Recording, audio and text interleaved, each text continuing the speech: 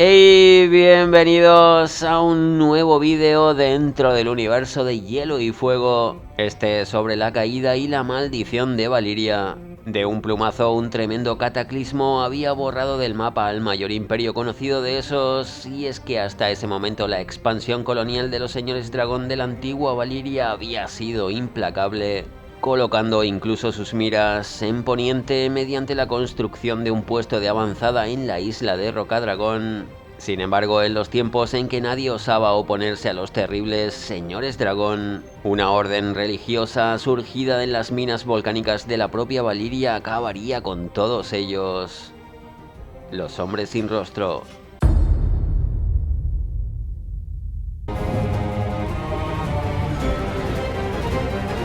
Pero como siempre debemos ir por el principio, que no es otro que la caída de Valyria. Destruidos los Rhoynar, Valyria no tardó en alzarse con el dominio absoluto de la mitad occidental de esos, desde el mar angosto hasta la bahía de los esclavos y desde el mar del verano hasta el de los escalofríos. Es decir, no solo el imperio del antiguo Guis fue derrotado, sino que también el grandioso ejército Rhoynar de Garin el Grande sería destruido por los señores dragón del antiguo feudo franco, dando a ello lugar al éxodo de Nymeria y los 10.000 barcos, mientras que el gran imperio de Valyria no paraba de expandirse en todas direcciones. Por su lado, la reina guerrera Nymeria, como sabemos, acabaría llegando a Dorne con los restos de su gran flota, pero esa es otra historia.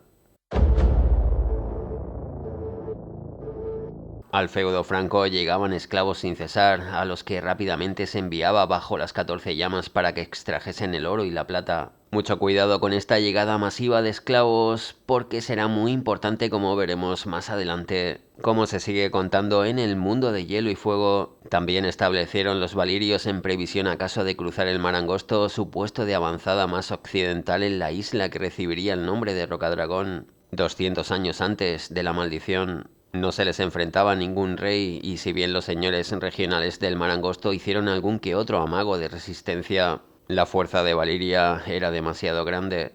Con sus artes arcanas, los valirios construyeron la ciudadela de Rocadragón.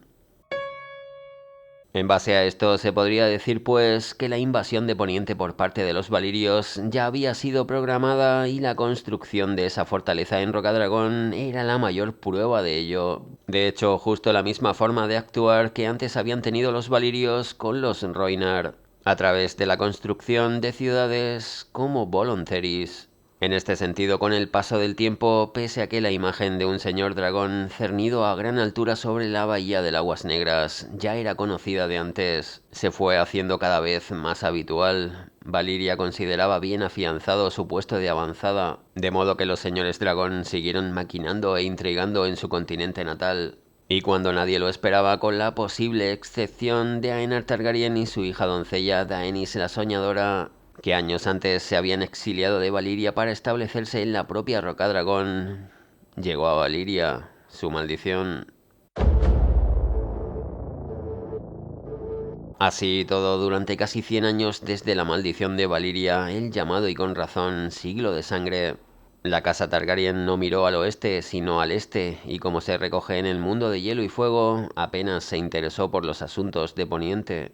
Sin embargo, se podría decir que a pesar de la destrucción de Valyria, esos planes de expansión del feudo franco hacia el oeste finalmente se consumaron en la figura de Aegon Targaryen y sus hermanas, con o sin sueño profético de por medio, al conquistar los 6 reinos de Poniente con sus dragones, dejando al margen a Dorne, el reino del sur. Aunque por supuesto esto no va de Aegon el Conquistador y sus hermanas Rhaenys y Visenya, sino de la misma destrucción de Valyria. Sigue sin saberse al día de hoy cuál fue su causa. La mayoría dice que fue un cataclismo natural, una explosión catastrófica provocada por la erupción simultánea de las 14 llamas.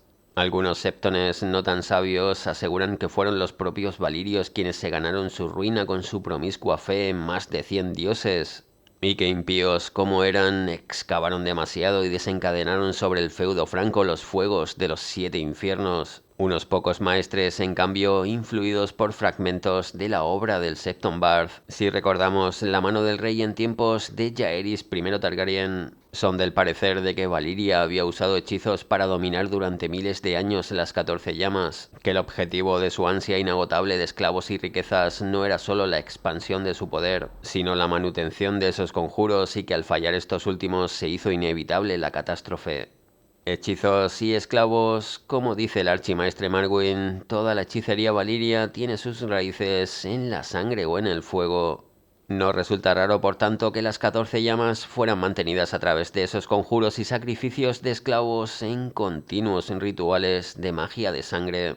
Sin embargo, lo cierto es que entramos de lleno en el terreno de la especulación sobre qué pudo desencadenar la maldición. Esa que Daenerys Targaryen adelantó con uno de sus muchos sueños proféticos. Y justo es dentro de este terreno donde parece que se deja entrever qué es lo que ocurrió en realidad con la antigua Valiria.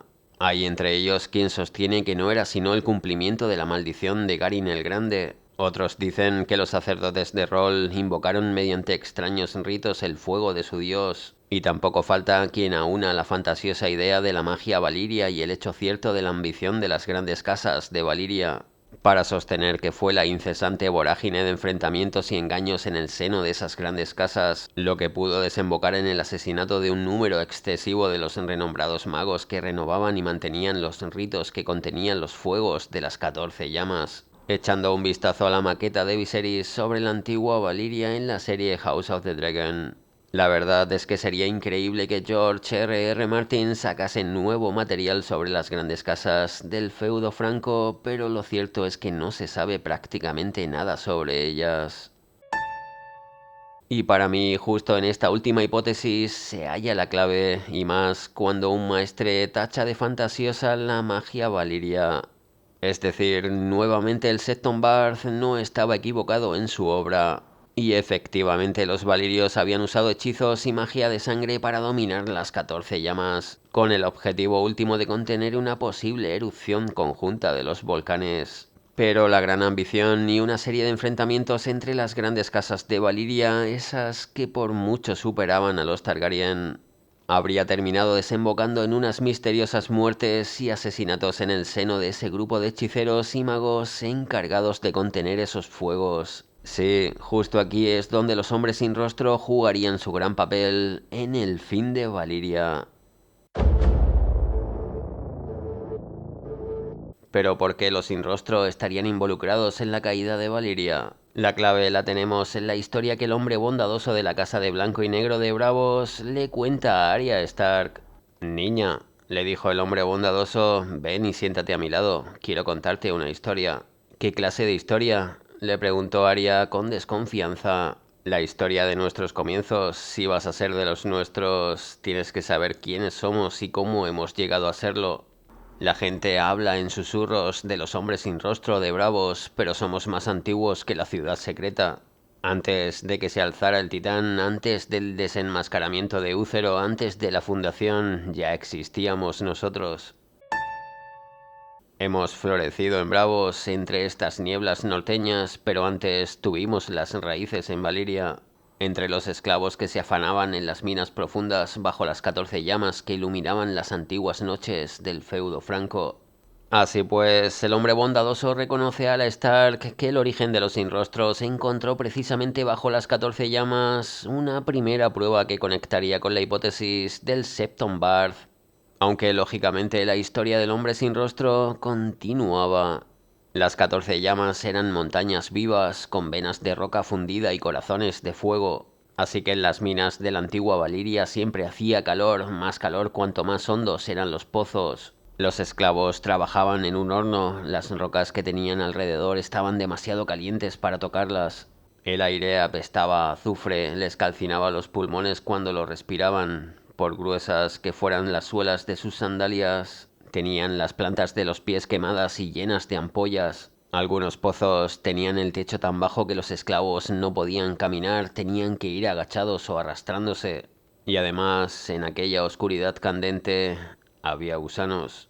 ¿Lombrices de tierra? Preguntó Arya con el ceño fruncido. Gusanos de fuego.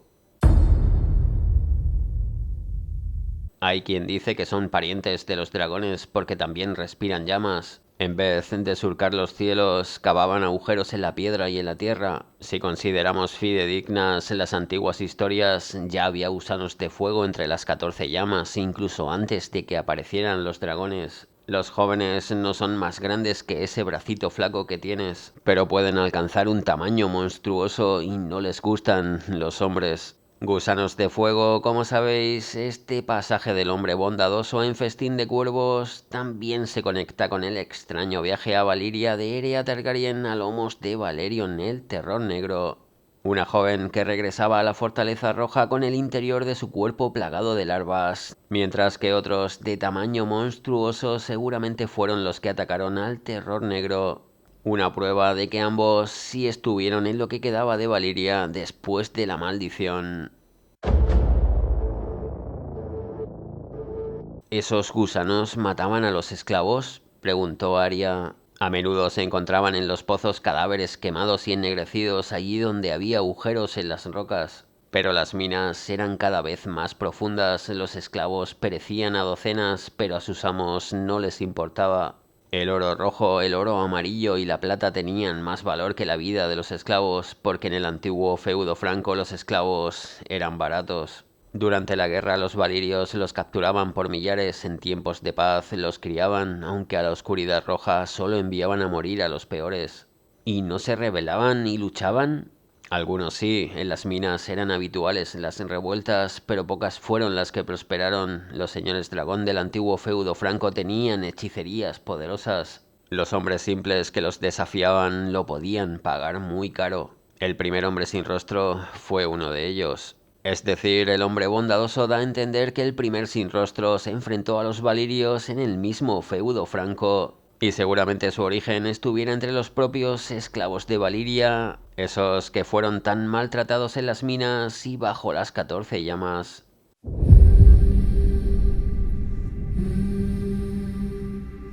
¿Quién era?, preguntó Arya sin contenerse, sin pensar. Nadie, respondió el hombre bondadoso. Hay quien dice que se trataba de un esclavo, otros que era el hijo de un feudense nacido de noble cuna.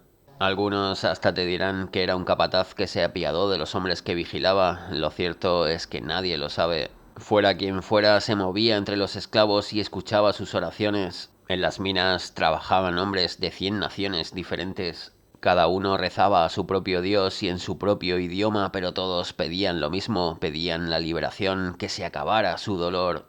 Algo tan sencillo, tan simple, pero sus dioses no respondían y los hombres seguían sufriendo. ¿Acaso todos sus dioses están sordos?, se preguntaba hasta que una noche en la oscuridad roja comprendió qué pasaba. Todos los dioses tienen instrumentos, hombres y mujeres que los sirven y ayudan a que se haga su voluntad en la tierra. Los esclavos no suplicaban a 100 dioses diferentes, como podía parecer, sino a un único dios con 100 rostros diferentes. Y él era el instrumento de ese dios. Un hombre sin rostro originario, sirviendo y haciendo la voluntad de un único Dios, el de muchos rostros, un único Dios con 100 rostros diferentes, al fin y al cabo. Esa fue su primera gran misión en Valiria, acabar con todos los señores dragón, una tarea muy complicada pero no imposible, como enseguida veremos. Aquella misma noche eligió al más miserable de los esclavos, el que más había rezado pidiendo la liberación, y eso hizo, lo liberó de sus ataduras. Había entregado el primer regalo. Arya se apartó de él. ¿Mató a un esclavo? Aquello no le parecía bien. Tendría que haber matado a los amos. También a ellos les llevaría el regalo, pero esa es otra historia que es mejor no compartir con nadie. También a los amos les llevaría el regalo, dice el hombre bondadoso a Arya Stark. Es decir, ni más ni menos que el sin rostro de la casa de blanco y negro de Bravos está reconociendo que sus antepasados acabaron con los señores dragón de la antigua Valiria. Y qué mejor manera de hacerlo que a través de la maldición, todo de acuerdo a la teoría del Septon Barth. Una tesis que, si recordamos, sostenía que Valiria había usado hechizos para dominar durante miles de años las 14 llamas, y que el objetivo de su ansia inagotable de esclavos y riquezas no era solo la expansión de su poder, sino la alimentación de esos conjuros, y que al fallar estos últimos se hizo inevitable la catástrofe. Unos hechizos que fallaron sencillamente porque los sin rostro averiguaron el gran secreto del imperio de Valiria, de modo que solo debían eliminar a los hechiceros que se encargaban de renovar y mantener los ritos que contenían los fuegos de las 14 llamas. Y al ser asesinados un grupo importante de estos, sobrevino la maldición. Como se recoge en el mundo de hielo y fuego, si algo se puede decir con certeza es que nunca antes había visto el mundo un cataclismo igual. El antiguo y poderoso feudo franco, morada de dragones y hechiceros de incomparable maestría, fue hecho pedazos en cuestión de horas. Está escrito que en 150 leguas a la redonda se hendieron todas las montañas y colinas, llenando el aire de cenizas, humo y un fuego tan ardiente, tan devorador, que incluso los dragones fueron consumidos en el cielo. Se abrieron en la tierra grandes fallas que engulleron palacios, templos y poblaciones enteras. Los lagos hervían o se convertían en ácido, reventaban las montañas, brotaban fuentes ígneas que lanzaban roca fundida a 50 leguas de altura, y de rojas nubes llovía vidriagón y sangre negra de demonios. En el norte se agrietó todo el suelo hasta desmoronarse, y penetró en aquellas tierras un mar embravecido. La más orgullosa ciudad del mundo entero desapareció en un instante y en un día todo un mítico imperio. Y todo ello fue anticipado por el sueño de Daenerys la soñadora, permitiendo que los Targaryen llegaran a Rocadragón. No obstante, no sabemos si el primer sin rostro también fue protagonista de ese sueño de Daenerys, pero lo cierto es que si algo tengo claro es que esa antigua orden fue la causante de la maldición de Valyria, materializando finalmente la venganza de todos esos esclavos, llevando, como dice el hombre bondadoso Arya, el regalo a todos los señores dragón, o bueno, a casi todos. Se cuenta que algunos señores dragón de Tyros y Lys lograron salvarse, pero que en las turbulencias políticas que siguieron inmediatamente a la maldición, tanto ellos como sus dragones perecieron a manos de los habitantes de ambas ciudades libres. En esta misma línea, las crónicas de Qohor hablan de que un señor dragón que estaba de visita, Aurion, reclutó a algunos de entre los colonos y se proclamó primer emperador de Valyria. Después salió volando a lomos de su gran dragón, seguido a pie por 30.000 soldados, para apoderarse de los restos de Valyria y restablecer el feudo franco, pero nadie volvió a verle a él ni a sus huestes. Aurion, uno de los últimos señores dragón, desapareció así junto a un ejército de 30.000 hombres, aunque no serían los únicos en no regresar de las ruinas del antiguo feudo franco. Se podría decir pues que desde ese momento Valyria quedó maldita, con historias y extraños relatos sobre el camino del demonio o el mar humeante. De hecho, hasta toda una flota de Volantis desapareció en este último cuando también trataba de alcanzar las ruinas de Valyria. Sin embargo, no fueron los únicos, también sucedió con el rey Tommen de la Roca. Rugido, el espadón de la casa Lannister, se perdió cuando el segundo rey Tommen se lo llevó a Valyria en su alocada búsqueda de riquezas. No volvió, como tampoco regresó su tío Geryon, el segundo hermano de Lord Tywin, el más temerario, que se había ido hacía ya 8 años en busca de la espada perdida. Valyria, un lugar maldito del que parece que nadie regresa, y si lo hace, como Aeria Targaryen, se lleva la maldición consigo. Gusanos de fuego y quién sabe qué más puede habitar sobre esas tierras desde entonces. Nadie regresa para contarlo, o casi nadie. Pero esa es otra historia. Your Honor.